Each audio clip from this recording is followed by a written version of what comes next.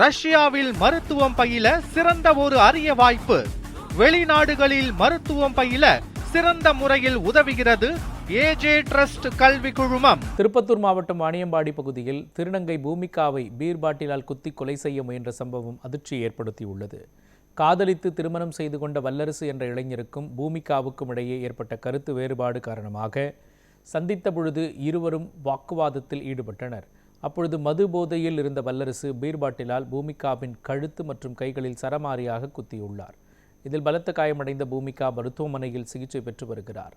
வல்லரசுவை கைது செய்த போலீசார் விசாரணை மேற்கொண்டு வருகின்றனர்.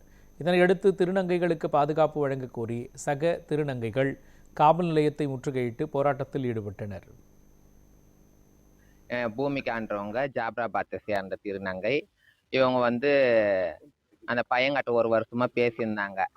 அப்புறம் போன மாசம் அந்த பையன் யாரோ ஒரு பொண்ணுக்காட்ட பேசுறான்னு தெரிய இந்த பூமிகான்ற திருநங்கை ஏன் இந்த மாதிரி அந்த பொண்ணு வாழ்க்கையும் கெடுக்கிற, என் வாழ்க்கையும் கெடுக்கிற, ஒன்று இருந்தால் எனக்கு உண்மையாயிரு, இல்லை அந்த பொண்ணுக்கு உண்மையாயிரு அப்படின்னும் போது அந்த பையன் எனக்கு நீ வேணாம், எனக்கு அந்த பொண்ணு தான் வேணும், நான் லவ் பண்ணுற பொண்ணு தான் வேணும், உன்னையால் என்ன பொருள் பெத்தருமா என்னென்னா ஒரு கொஸ்டின் எல்லாம் கேட்டு இருக்கிறான். அதுக்கு இந்த திருநங்கை இதுக்குன்னு இப்போதான் தெரியுதா, என் கூட ஒரு வருஷமா வாழும் போது தெரியலையா, கல்யாணம் பண்ணும் போது தெரியலையான்ற மாதிரி ஒரு பேச்சுவார்த்தை இவங்களுக்குள்ள ஆயிருக்கு.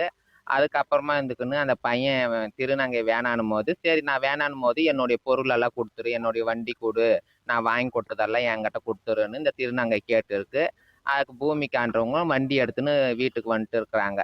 பூமிகான்றவா அவங்க அம்மா கிட்ட தெரிவிக்கும் போது, சரி அம்மாவுக்கும் உனக்கு ஒரு அரை மணி நேரத்தில் ஃபோன் பண்ணுமா பேசுமான்னு அவங்க அம்மாவும் சொல்லி வச்சிருக்கிறாங்க.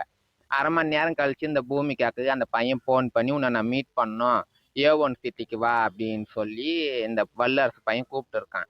அதுக்கு இவளும் இன்னாத்துக்கிட்ட எதுக்குடான்னு கேட்கும் போது, இல்லை உங்கள்கிட்ட பேசணும், இதுக்கப்புறம் நம்ம ஒழுங்கா வாழலாம் அப்படி இப்படின்னு ஆசை வார்த்தையை காட்டி அந்த திருநங்கை கூப்பிட்டு பேசியிருக்கிறா. அப்போ இல்லை அந்த பையன் கொஞ்சம் மது போதையில் இருக்கும்போது, நீ இப்பயே எனக்கு இவ்வளோ பிரச்சனை பண்ணுற, இன்னும் நான் கல்யாணம் பண்ணிக்கினா அந்த பொண்ணு கூட என்னை நிம்மதியாக நீ வாழ வர மாட்ட, நீ உயிரோட இருந்தா தானே இதெல்லாம் எனக்கு பிரச்சனை, நீ செத்துரு அப்படின்னு சொல்லி பக்கத்தில் அவன் குடிச்சிட்டு வச்சிருந்த மது பாட்டிலை எடுத்து உடச்சி இங்கே கோக்கையில் குத்த வந்திருக்கிறான். அப்போ கொஞ்சம் அந்த திருநங்கை கொஞ்சம் இப்படின்னு பண்ணி அவளுக்கு இந்த செதை மொத்தமே அப்படியே பிஞ்சிச்சு. இது போல இது விதமும் நடக்கக்கூடாது. போன மாதம் ஏப்ரல் 30 இதே போல் ஒரு திருநங்கை நாங்கள் பறி கொடுத்தோம். அந்த பொண்ணும் அதே போல தான் ஒரு பையன் ஏமாத்திட்டான் அப்படின்னு சொல்லிட்டு அந்த பையன் அங்கே வீட்டிலே அந்த பிள்ளையை அடித்து துன்புறுத்தி அந்த பிள்ளை சூசைட் பண்ணிக்குச்சு. இதை நாங்கள் கேஸ் கொடுத்தோம். போஸ்ட்மார்டம் ரிப்போர்ட்டை வச்சு நாங்கள் ஆக்ஷன் எடுக்கிறோன்னு சொன்னாங்க. இங்கே வாணியம்படியிலே தான் ஆக்ஷன் எடுக்கிறேன்ட்டு சொன்னாங்க. நாங்களும் அடிக்கடிக்கு இன்ஸ்பெக்டர் மேடமுக்கு ஃபோன் பண்ணிவிட்டு டீட்டெயில்ஸ் கேட்டுருந்தோம். அவங்க எந்த ஆக்ஷனும் எடுக்கிற மாதிரி இல்லை. ஸோ அதுவே நாங்கள் கொஞ்சம் லூஸில் விட்டதுனால இப்போ இன்னொரு திருநங்கைக்கு இது போல் பாதிப்பு ஏற்பட்டிருக்கு. இனி ஒரு காலங்களில் நிறைய சின்ன பிள்ளைங்க இருக்காங்க, அவங்களோட லைஃபு இதை தொலைச்சிடும். எங்கள் சமூகத்துக்கும் நான் என்ன சொல்கிறேன்னாக்கா, இது போல் ஆண்கள் அவங்க நிச்சயமாக ஒரு பெண்ணை தேடி போகிறவங்க தான். திருநங்கைங்களுக்கு ஒரு நிலையான வாழ்க்கை அதெல்லாம் கிடையாது. ஸோ இது ஒரு அறிகுறியாக எடுத்துக்கோங்க. இனி ஒரு காலகட்டங்களில் இப்போ காவல்துறையும் சரி, அரசாங்கமும் சரி, உங்கள் பார்வை எங்கள் மேலேயுமே விழட்டும். எங்களுக்கு என்ன நீடு இருக்குன்னு ஃபஸ்ட்டு நீங்கள் தெரிஞ்சுக்கோங்க.